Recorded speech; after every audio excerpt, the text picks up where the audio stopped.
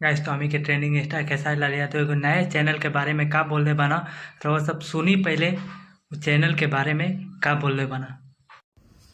नमस्ते प्रणाम। हम खेसारी लाल यादव और एक बहुत प्यारा खूबसूरत चैनल खुलल बा, यानी हमरे चैनल हो जनो के नाम है खेसारी डिवोशनल। में रउआ सबके जितना भी भक्ति हुई, निर्गुण हुई, सामाजिक चेतना गाना हुई, हम कोशिश करब कि ऊपर रउआ लोग सुनी और ओकरा के प्यार दी। और वो बहुत जल्दी रउआ के वो गाना भी एगो बहुत प्यारा गाना रउआ सबके बीच में छोड़े वाला बानी हम अभी। ओकरा के प्यार और आशीर्वाद, सब्सक्राइब, लाइक। एगो भक्ति चैनल है, बेहतर से बेहतर निर्गुण से लेकर और भजन से लेकर जौन भी हुई और वो सबके सुनने के ऊपर मिली।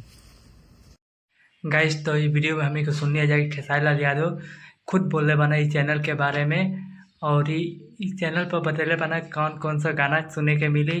भक्ति गाना सुने के मिले, लोकगीत सुने के मिली, निर्गुण सुने के मिली। बहुत प्यारा ये चैनल बनेले बना। तो खेसारी लाल यादव के ही चैनल के नाम है खेसारी डिवोशन।